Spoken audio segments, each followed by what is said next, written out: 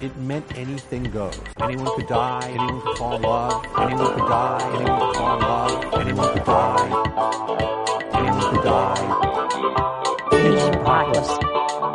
Concept was so cool. Agent Apocalypse. Concept was so cool. People couldn't believe it. They had to believe it. People couldn't believe it. They had to believe it.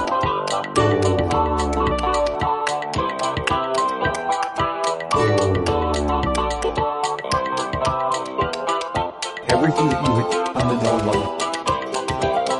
Out the window. Everything that you hit on the known level. Out the window. Everything that you hit on the known level. Out the window.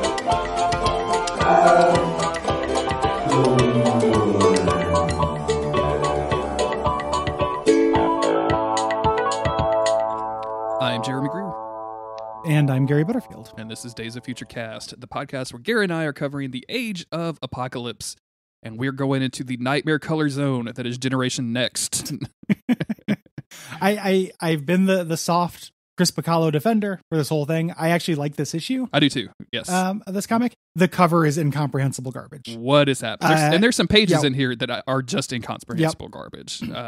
Yep. There's faces coming out of faces. One of them has a safety pin on them. There's some like weird sentinel-looking dudes at the bottom. I don't know what's happening in this. Yeah, Whew. it's real weird. It's also Generation Next. I don't know if we've talked about it, but their weird checkerboard ska thing as part of their title. Yeah. The top of it's like ska up top and then like big color barf on up bottom. Yes. You know? Super strange. It's real weird. Yeah. But what you can tell is that Apocalypse, or excuse me, Jesus Christ. It's okay. Colossus is just beating the shit out of some monster dudes. That's what's happening. Yeah. And I guess that's all. Colossus fans, you will get your payoff. And actually, Colossus is great during this, and he's really cool during the finale. Excellent. Of this. Like we get good shit with him. So the cover doesn't make any sense. It's just a fight with goo everywhere. And we start off with, again, a pretty tough to read panel. Yeah.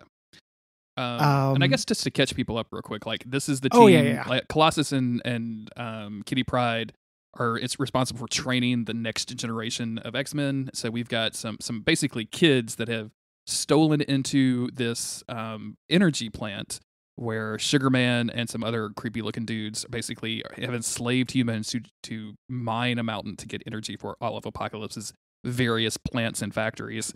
And they have come in here because Peter's sister Ileana is alive and they need her because she can teleport or a telepath or something.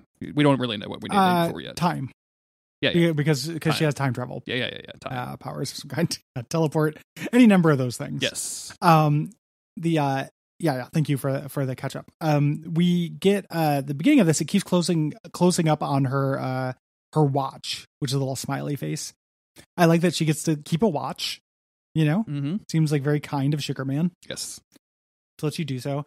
And she's doing this kind of monologue, talking about or I can hear it inside me. This thing. It sounds very pretty, and we're going to find out what this is being inside of Mondo. Yeah. This like gigantic pile of rocks is like when you're hanging out inside him. Don't know. Which is pretty wild. I don't know how I feel about this. Yeah. Like a child carrying or like walking around with a child storage device inside you is it's really creepy. He talks about having to get out before he digests her. Yeah. Like, because this version of Mondo, like if he has something inside him, after a while, he takes its properties. Which is 616 Mondo as well.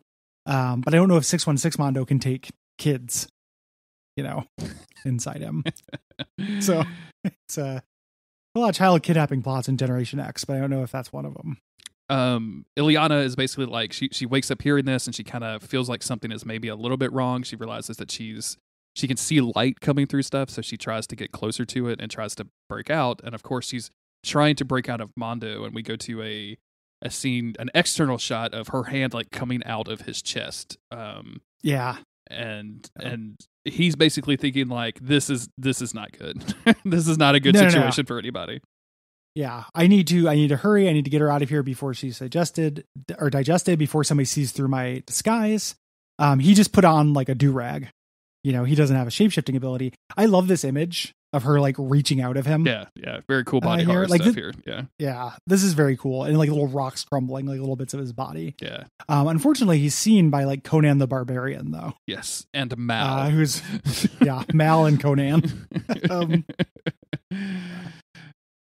And they go and confront him about this. Yeah. But before that happens, we switch over to the situation we had where the page, Husk, who had taken over Quietus there and had come upon Chamber and Skin, and Sugarman found them and said like, hey, prove yourself, shoot Skin. Or shoot Chamber, rather.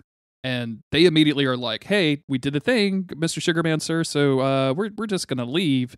And he's like, something's not really right here. And he's got a little like hype man with a smiley face shirt that's like basically repeating various consonants and syllables of what he's using. And we're really led to believe that Chamber is dead. We're like he looks like he is dead on this page. And once again, just like in the last issue, Sugarman walks around with a fucking posse. He's got he's got a Frankenstein. He's back. He's got like a tiny guardian ape next to Frankenstein. Got that dude from Sekiro. I love that. Yeah, there's a mod.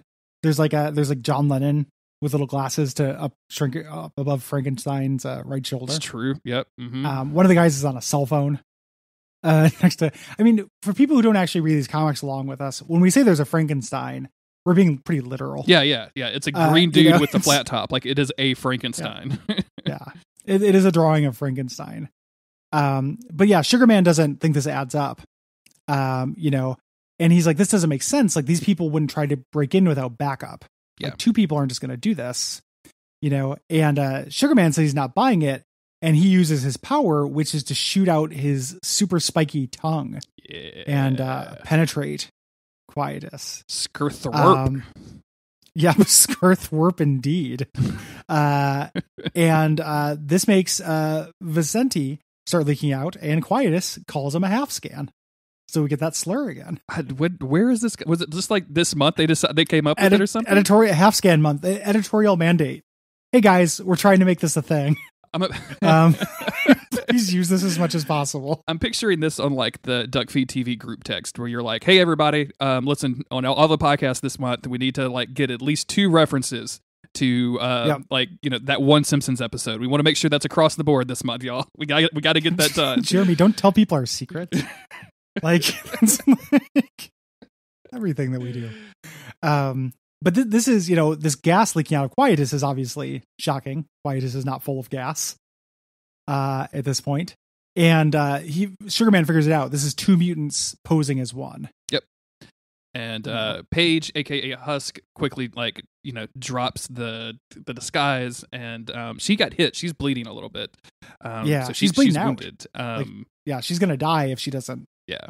Turn into Husk. So she husks up. So she's back in her like normal outfits, and then it's time for a fight. Like you start getting kill them all of these weird little creatures, and then something happens. Yep. Big explosion. And again, like I really like this. So they Chamber didn't get killed. He used his psychic powers to make them think that. Dope. Which makes me think like, why didn't he do that just to get in or whatever? Yeah. But we'll just leave that alone. But he's like, I love like primo heist power. Yeah, total. Like put this dude with Danny Ocean, and we got a 15-minute movie. We're in and out. Well, like Professor X just is like, I'm going to make you think I'm not robbing a bank. And that's all there is to it. But this issue, I alluded to this like a while back. This is a very sad issue. And like knowing what happens in this, it's really tragic. Like Chamber gets out his gun and he shoots him. He's like, yeah, that was our teachers making an entrance. The cavalry's arrived. And once we find out what that actually means, it's pretty tragic. Yeah, absolutely. So they're basically going back and forth. Who kills who here? Skin kills a big guy who's sneaking up on Chamber by making a forehead spike. Yeah. Like, is this a forehead dick? Yeah. Is that what's happening right now? He makes a forehead dick out of skin, foreskin, if you will, that that pierces this guy's head from behind. Do you think they have time to talk about Paige making out with Skin in the shower, or you think they're just going to zip on past that? Like, do you think Paige sees this and is like, you know what, I'm into it. I'm doubling down. I'm going for it. I'm gonna ride that face because it's gonna be awesome. You know, they don't have time for anything. No. All these people are gonna die virgins. So this is very sad. Sugar Man runs away. Yes, or starts running away, and ends up getting shot, but he's also okay. He gets shot by a Chambers thing. Blast here, it knocks him down, but not out. And we get, all these like the little ghouls, little goblins and stuff that just have numbers on their head start surrounding them. And they realize like, hey, we're actually trapped. Like, we're a mile underground. We're surrounded by this entire army. Vicente is dying, and Colossus shows up and all he says is, Chamber and Skin, go find my sister. Yes. And he's very angry. He starts yelling at them immediately. I want my sister. I want her now. And like, they just start running away and it's like, whoop, gotta go. And we see Sugar Man, who like hears them talking about Ileana and is like, oh, I gotta get out of here. Ileana, huh? Yeah. We go over to where Mondo is getting roughed up by Conan the Barbarian and Del. Mal. Yeah. But what if it was Del the Funky Homo Sapien? It might sound a little bit like, no. Mal the Funky Momo Sapien. But yeah, Mal is just going like, hit him as they're beating up Mondo. And Mondo goes into the wall, making this guy's momentum work against him fall off, and then comes up behind Mal. Yeah, and then pushes her off. Yeah. Good stuff. I like Mondo's power is super weird to me. Like, I just don't know a lot about Mondo, and they like this page specifically like is really clear and easy to read, and it's just really, really good and fun. Yeah. He's great. Like, Mondo is really cool in this. Way cooler than he ever was in the 616. Which is one of the things that Age of Apocalypse does. It took these characters that were really minor and made them cool. Blink as well. Like, everything we know about Blink is entirely from Age of Apocalypse. All she did was cry. Yeah. In the 616. So the somebody asked to go with this little human child. Mondo. We saw this girl hanging out with Ileana like towards the beginning of this run. Like they were hanging out together and like, looking for scraps or whatever. And she's like, hey, you need to get me right out of here. And she's like, and Mondo is like, I can't. You know what? I've got to try. Like, he's got that much of a hero in him. And Skin is like, hey, like, we don't have time for this bullshit. You gotta just let this go. We got to get Ileana out of here. But before they can really even have that argument, Sugar Man shows up and just tongues Mondo from behind. His move, yeah. the dreaded Sugar Man tongue thrust. Yep, the Sugar Man shripped. Yeah, that's where he does his Shripton. There's a great panel here where Chamber and Skin are looking, and Chamber goes, Mondo, and then Skin says, Sugar Man's tongue. It's like, I'd recognize that tongue anywhere. Like, gross. It's so gross. I guess if like you're Skin and you see a dude with a long tongue, you're like, oh yeah, bro, I got you. I see where you're coming from. Yeah, stop horning in on my shit, dude. Absolutely. Yeah. So Mondo is now dead. Sugar Man has Ileana wrapped up in his tongue. And he's like, what is the big deal with this? Like, the X-Men have done a bunch of careful planning for this person. What if I accidentally killed her on purpose? What if I swallowed her whole? Yeah. Just being a real scum here. And then, Colossus comes in and lands on his head in a pretty rough looking panel. Here, it's kind of hard to see where Sugar Man starts and the floor begins. Yes, absolutely. In this, I do like that Ileana just has this kind of hero worship for her brother right now. Like, she's like, oh my god, like, he showed up and he's my brother. Haven't seen him in forever, and he just starts beating the hell out of everybody. This is great. This is really, really good. Yeah. Because she still ends up believing, like, he's gonna bring me home. He's gonna be safe. And then at the end, she's like, I have to say, I don't remember my brother being so mean. Yeah. Because he's just standing in this big pile of like bloody corpses covered in blood, like this Age of Apocalypse Colossus is rough shape. God, can we talk about his testicular bulge on this page though? Let me switch back to the bulge. Whoa there. That's definitely testicles. Yeah, two nodes. That's two nodes. That's not, but no dick. No dick whatsoever. Like, I don't know if he's tucking that bad boy or what's he. I don't know.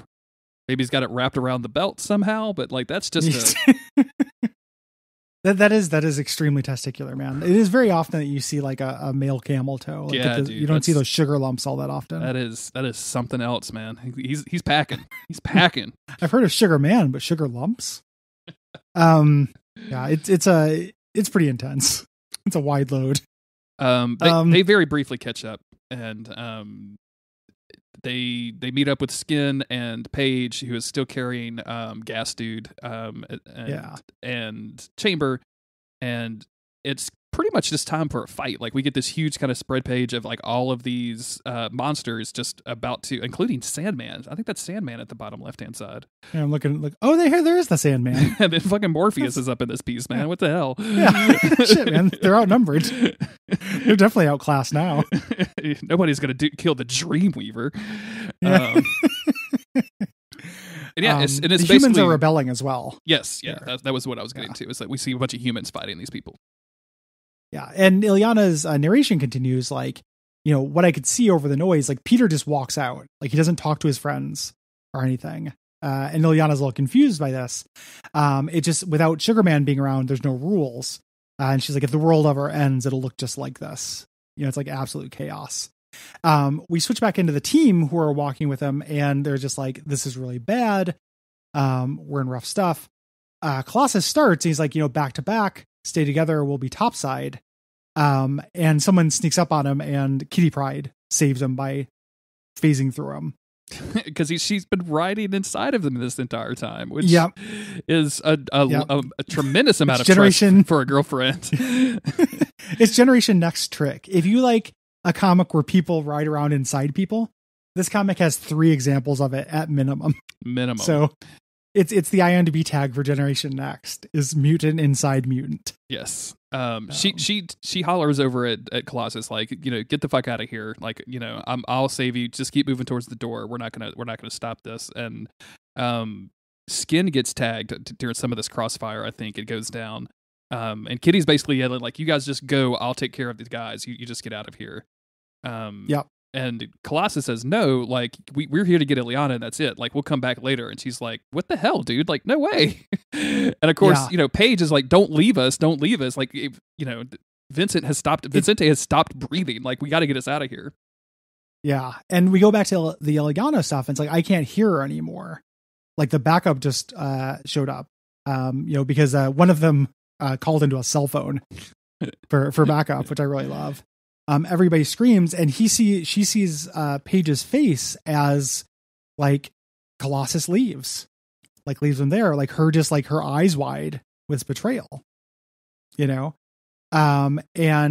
Shadowcat gets Colossus out, and basically says like, she's safe now. You can get clear. I'm going back. Yeah. Colossus tries to talk her out of it, and he's like, no, you take Ilyana. I'll go back. Like you're better at protecting her. I'm going to go back for the kids.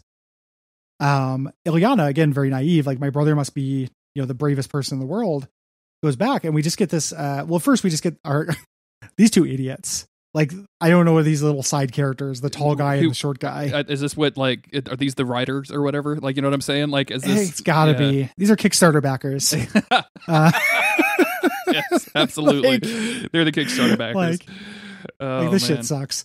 But Colossus kills them, luckily. Real quick, I just want to say that Kitty Pryde's hair is the coolest hair in this entire series. Like, it's really good. Like, I just like they really spend some time like thinking about this chick's hair, and I can really appreciate that. So I think it's really good. Yeah.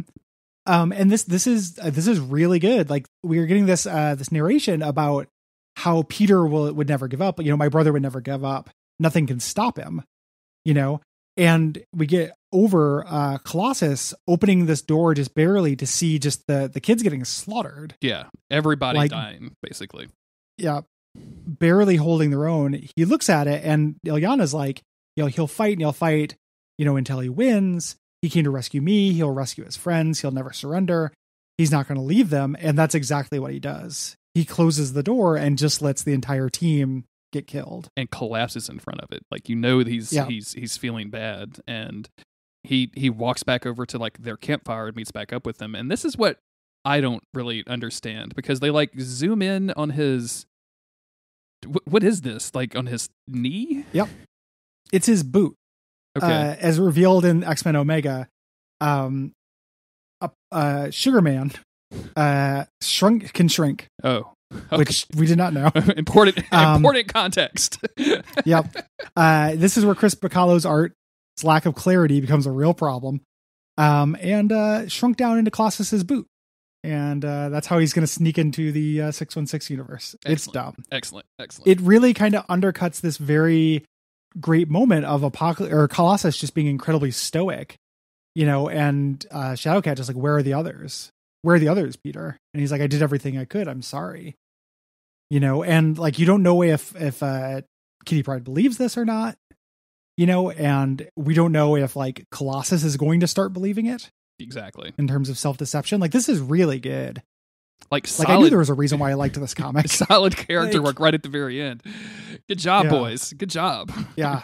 Pulled it out. Like, Age of Apocalypse Colossus is one of the deeper characters. And I love 90s Colossus because he was full of doing shit like this. Like, yeah. Did you ever read, I think I've talked about this before. Did you ever read the like comics where he joined the Acolytes? Like where he joined Magneto? Yes. I've read some of that stuff. Yeah.